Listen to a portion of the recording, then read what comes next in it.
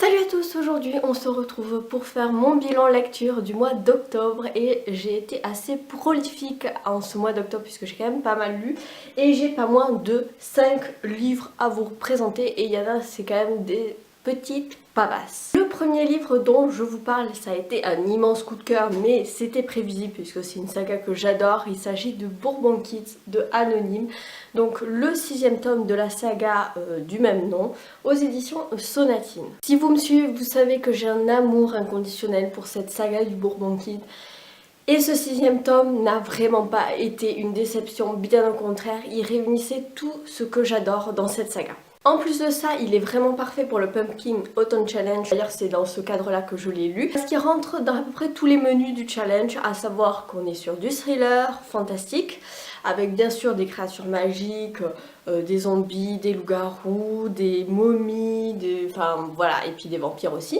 Et en plus de ça, on est sur quelque chose de très drôle, c'est une comédie horrifique, bon, faut aimer l'humour noir évidemment. Dans ce 6e tome, on a des cas de possession et de transformation, hybridation, et puis évidemment ça se passe pendant Halloween, enfin la majorité des tomes de cette saga se passent pendant Halloween, donc c'est vraiment trop cool. Dans ce 6e tome, on va suivre les Dead Hunters qu'on avait vu se former dans le tome précédent, le 5e. Donc les Dead Hunters, c'est quoi? C'est une compagnie de mercenaires. Donc on retrouve Elvis, le sosie d'Elvis Presley, on a Rodeo Rex, le biker des Hell Angels, on a Jasmine qui est une ex-stripteaseuse qui s'est reconvertie dans le crime organisé. On a l'Iroquois aussi, le personnage que j'avais beaucoup aimé découvrir dans le tome précédent, le pape, le kid et l'Iroquois, et sa petite amie bébé, voilà, et puis évidemment le Bourbon Kids qui se joignent à eux. Les Dead Hunters vont être missionnés par le diable en personne pour aller contrer Caïn, l'esprit de Caïn, qui est donc, rappelez-vous dans la Bible, c'est celui qui a buté son frère Abel. Il se trouve que Caïn, je sais pas trop comment on prononce, prend la possession des corps qui sont dans le coma, de gens qui sont dans le coma, et son but c'est d'aller réveiller les 4 cavaliers de l'Apocalypse pour justement, une fois réveillés, ces 4 cavaliers de l'Apocalypse tuent les êtres humains et les transforment en ghouls qui vont être à leur service pour régner sur le monde et mettre le chaos un peu partout. Et donc les Dead Hunters sont missionnés pour justement aller contrer Caïn et les 4 cavaliers de l'Apocalypse. Évidemment, on est toujours sur quelque chose de très drôle, de très absurde, faut aimer l'humour noir, c'est très cinématographique dans les actions, on n'a pas le temps de s'ennuyer. J'ai adoré aussi retrouver le personnage de Sanchez qui est le barman un peu loser. Le personnage de Sanchez, j'ai vraiment un attachement particulier à lui parce que c'est vraiment un gros loser qui pense qu'à sa gueule, qui se fourre toujours dans des situations pas possibles et qui retombe sur ses pattes, on sait pas trop comment, mais voilà, je l'adore parce que c'est un gros loser et voilà. Et puis évidemment le Bourbon Kids qui est le personnage principal, le plus grand serial killer que la Terre ait porté et qui a vraiment trop la classe, il a un charisme de fou et voilà, c'est encore prouvé dans ce 6e tome. J'ai vraiment adoré. J'espère que ça sera pas la fin parce qu'à la fin il y a marqué fin entre parenthèses peut-être, donc on ne sait pas s'il y aura un 7e tome, en tout cas je sais qu'il y a des tomes hors série, donc avec Psycho Killer qui est je crois le 4.5, si je dis pas de bêtises. Et j'ai appris aussi récemment qu'il y avait un e-book qui s'appelle Sanchez Conte de Noël, donc qui va se passer pendant Noël, et qui va se focaliser sur le personnage de Sanchez que j'aime beaucoup. Donc vous me voyez venir, je pense essayer de me le procurer pour le Cold Winter Challenge, parce que ça rentrera parfaitement dans la thématique de Noël. Voilà, je ne peux que vous recommander ce 6e tome qui a vraiment été une excellente lecture. J'ai tout adoré dans ce tome. J'ai retrouvé tout ce que j'aimais, tous les personnages. Et évidemment, on est sur quelque chose de très dark, avec beaucoup de sang, d'hémoglobine, de scènes un petit peu... voilà, âme sensible, s'abstenir, mais... voilà, moi j'adore. J'adore. Toujours dans le cadre du Pumpkin Autumn Challenge, j'ai lu un autre thriller. Il s'agit de Qui de Jacques Expert aux éditions Sonatine. Oui, encore en Sonatine, ce n'était pas fait exprès. Donc là, on est plutôt sur un roman à suspense, franco-français, puisque en fait on va suivre une émission de télévision de type enquête criminelle, faites entrer l'accusé, ce genre de choses, qui va retracer le meurtre de la petite Laetitia Doussin qui a été assassinée alors qu'elle avait une dizaine d'années, et ça se passait il y a 19 ans. Et du coup cette émission va retracer toute l'enquête. Donc on a des flashbacks entre l'émission actuelle et puis ce qui s'est passé 19 ans plus tard. Plus tôt, pardon. En 1994, la petite Laetitia a disparu, ses parents s'inquiètent, ils appellent la police et du coup le voisinage ainsi que la police décident d'organiser une grande battue pour essayer de retrouver la fillette. Au terme de cette battue, on retrouve justement le corps de la petite fille complètement massacré, violé, défiguré, enfin horrible. Et il se trouve que c'est un groupe particulier de recherche, donc composé de 4 voisins et un policier qui retrouve la fillette. Et évidemment, il va y avoir toute une enquête, la presse va s'emparer de l'affaire, ça va faire grand bruit, d'autant plus que ça touche une enfant, donc ça émeut beaucoup de gens. Mais 19 ans plus tard, le coupable n'a toujours pas été confondu et cette émission de télévision qui va retracer toute cette enquête permet aussi de peut-être donner un dernier coup de boost avant qu'il y ait prescription. Donc on va suivre les 4 hommes qui ont découvert le cadavre de la fillette, donc 19 ans plus tard. Ils regardent cette émission en compagnie de leurs épouses respectives tranquillement sur leur canapé. Donc on a Hervé, Simon, Antoine et Eric. Ça va être l'occasion d'avoir des espèces de flashbacks, de réminiscences de ce qui s'est passé et chacun y va de sa théorie, de ses souvenirs. Cette alternance passé-présent qui était assez intéressante.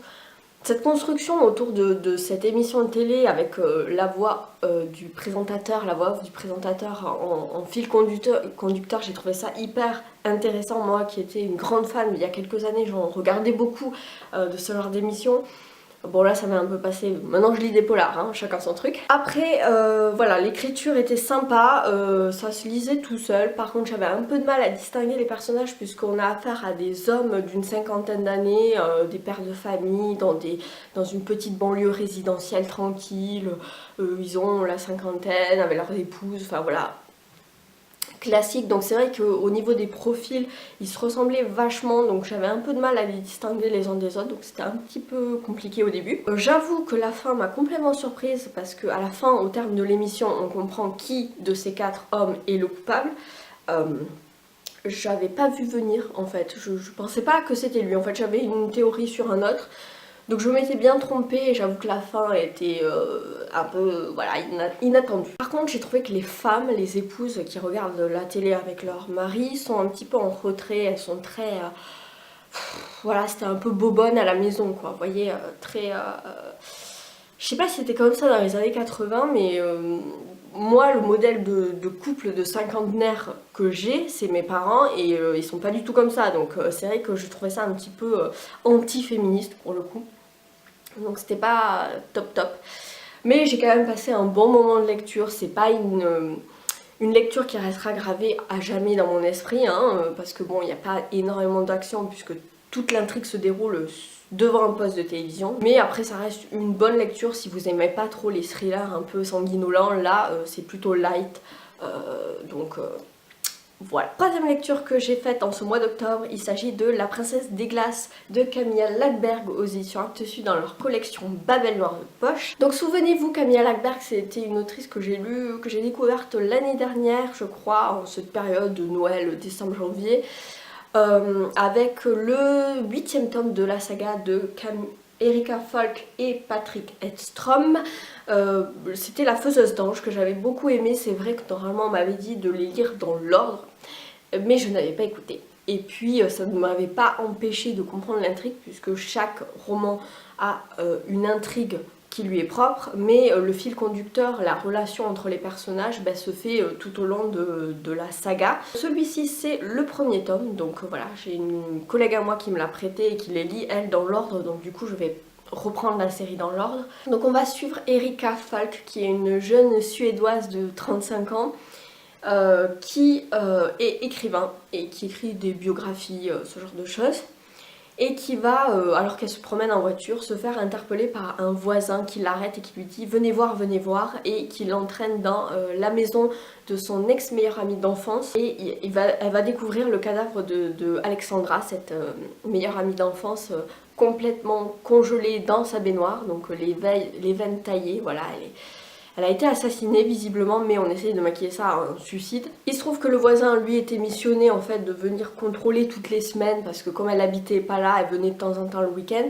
Il contrôlait que tout allait bien, et c'est lui qui a découvert le cadavre d'Alexandra dans la baignoire. Et du coup, Erika va se mêler un petit peu à cette enquête malgré elle, et elle va faire la rencontre, enfin elle connaissait déjà Patrick qui est inspecteur de police du commissariat du village. Alors je vous épargne le nom parce que c'est du suédois et c'est imprononçable. Et voilà, il y a un petit flirt qui va s'installer entre eux, donc c'est mignon, tout ça. C'est vrai que Camilla Läckberg, je trouve que c'est une lecture doudou. Voilà, c'est du polar nordique, mais c'est un petit peu doudou. Alors certes, il y a des crimes, hein, il y a des meurtres, etc. Mais c'est tellement bien écrit, c'est fluide, ça va de soi, c'est un peu cocooning, enfin, c'est vraiment le genre d'ambiance qu'on aime lire en hiver avec un plaid et une tasse de thé.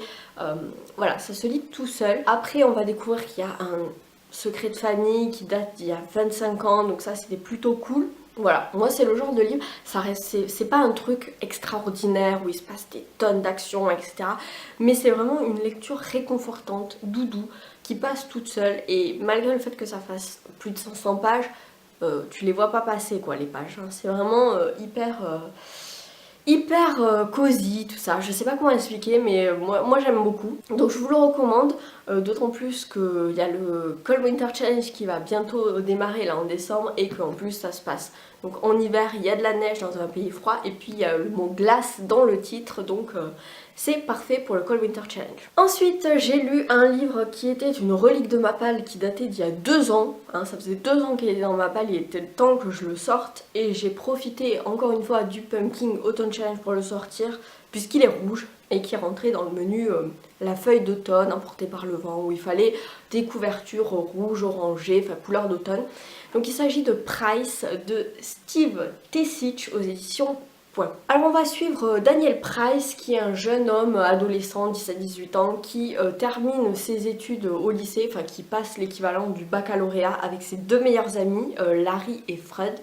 Et va se poser la question, l'éternelle question qu'on connaît tous à un moment donné de notre vie, à savoir, c'est quoi la suite? Qu'est-ce qu'on fait de nos vies, quoi? On arrive à un espèce de carrefour où t'as connu l'école toute ta vie, tu t'allais d'année en année, tu augmentais de classe, et puis à la fin, tu te retrouves à pas savoir, tu vois, qu'est-ce qu'il y a ensuite? Est-ce que tu continues à l'université? Est-ce que tu vas travailler? Est-ce que tu restes dans ta ville? Ou est-ce que tu pars? Et voilà, c'est toutes ces questions qui vont être mises dans ce livre.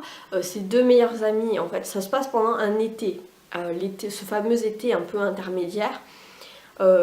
Daniel va voir ses 2 meilleurs amis prendre des directions différentes. Lui, il s'interroge. Il va faire la rencontre d'une jeune fille qui vient tout juste d'aménager avec son père, donc Rachel et David. Il va tomber éperdument amoureux de Rachel, qui va être son premier amour. Mais Rachel est une fille très bizarre, très lunatique, un peu cyclotimique. Elle change d'avis comme de chemise, elle est pas facilement cernable, et Daniel a vraiment beaucoup de mal à la comprendre, mais il essaye parce qu'il est amoureux. Donc je trouvais ça hyper crédible, hein, ce côté premier amour où tu essayes de comprendre la fille, mais comme tu connais rien en fille, tu comprends pas trop. Donc ça c'était super cool. Après c'est vrai que Daniel est quand même vachement un canard derrière Rachel, ça c'était un peu... Et puis Rachel, elle était juste à baffer quoi. Enfin moi je l'ai détestée cette fille, elle était mais à baffer. Et puis la relation qu'elle entretient avec David, son père, était quand même hyper chelou. Moi dès le départ quand ils sont arrivés... je trouvais ça un peu bizarre. Et puis on a à côté de ça Daniel qui va découvrir que son père a un cancer. Et il a une relation un peu particulière avec son père qui est peu complice. À chaque fois qu'ils sont dans la même pièce, ils se regardent un peu dans le blanc des yeux, ils savent pas quoi se dire. Mais il se sent obligé en fait d'aimer son père parce que c'est son père, et voilà. Mais limite, je trouvais ça un peu malsain quand il est content que son père aille à l'hôpital et qu'il va même pas le voir, il lui téléphone même pas, et genre il est content que son père soit pas là puisqu'il a la maison pour lui tout seul. C'était bof quand même, hein. C'était une lecture qui se lit vraiment bien parce que la plume de l'auteur est vraiment hyper hyper abordable, ça passe tout seul. J'ai trouvé la thématique de l'âge charnière, enfin le passage de l'adolescence à l'âge adulte avec tous ces questionnements sur l'avenir, sur le monde du travail, sur est-ce qu'on continue les études, est-ce qu'on reste dans sa ville natale, est-ce qu'on part. C'était vachement intéressant. Et puis voilà, c'est un thème assez universel. Le premier amour aussi, c'était plutôt pas mal. La quête de soi, la quête d'identité. Par contre, les personnages, j'ai pas réussi à accrocher. Mais vraiment pas, aucun ne m'a plu. Il y en a même qui m'ont vachement énervée, notamment Rachel, je pense que c'est la pire. Et puis il y a une scène à la fin qui était vraiment dégueulasse. Enfin, voilà, ce livre, c'était pas un mauvais livre, c'était plutôt bien écrit, avec des thématiques intéressantes, mais vraiment le fait que j'ai pas pu m'accrocher au personnage, bah du coup ça l'a pas fait. Donc une lecture plutôt mitigée pour ma part. Et enfin le dernier livre de ce bilan lecture, il s'agit d'une lecture que j'ai faite pour Halloween, donc toujours dans le cadre du Pumpkin Autumn Challenge, avec Le Horla de Guy de Maupassant. Alors là c'est les éditions Nouvelle Librairie de France, en plus c'est illustré. Voilà, à chaque... alors c'est des nouvelles, c'est un recueil de nouvelles. À chaque fois il y a des petites illustrations crayonnées comme ça. Je trouvais ça super cool. Donc Le Horla pour moi c'est une relecture puisque c'est une petite nouvelle fantastique avec une espèce d'esprit. On va suivre le narrateur qui tient son journal intime et de jour en jour, de mois en mois, on le voit se dégrader physiquement. Il sent qu'il y a une présence autour de lui qui vient le hanter la nuit et du coup qui lui vide en fait de toute son énergie vitale et il comprend pas ce que c'est. Donc voilà, le Horla c'est vraiment un esprit un peu démoniaque, on ne sait pas si c'est un fantôme ou quoi. Donc on est quand même sur quelque chose de très fantastique, avec une ambiance très brumeuse. Moi je l'avais déjà lu, le Horla, dans une anthologie de contes fantastiques de Maupassant que je vous recommande. Enfin voilà, tous les contes fantastiques de Maupassant sont hyper intéressants, ça se lit tout seul, c'est des petites nouvelles de quelques pages mais qui nous plongent dans une ambiance un petit peu gothique, un peu fantasmagorique comme ça. Dans cette anthologie de nouvelles, il y a 14 nouvelles, mais voilà, le Horla c'est la seule qui soit un petit peu fantastique, le reste c'est des nouvelles un petit peu classiques mais que j'ai beaucoup aimé découvrir, que je ne connaissais pas. Donc voilà, ça se lit tout seul, c'est un classique de la littérature française, c'est un auteur que j'aime beaucoup et moi que je vous recommande, en tout cas toutes ces nouvelles sont vraiment cool. Voilà, c'en est tout pour ce bilan lecture du mois d'octobre. J'espère qu'il vous aura plu. N'hésitez pas à me donner vos impressions en commentaire et à me dire si vous avez fait de très bonnes lectures en ce mois d'octobre. Qu'est-ce que vous avez découvert pour Halloween. En attendant la prochaine vidéo, je vous souhaite évidemment d'excellentes lectures et je vous dis à bientôt. Ciao!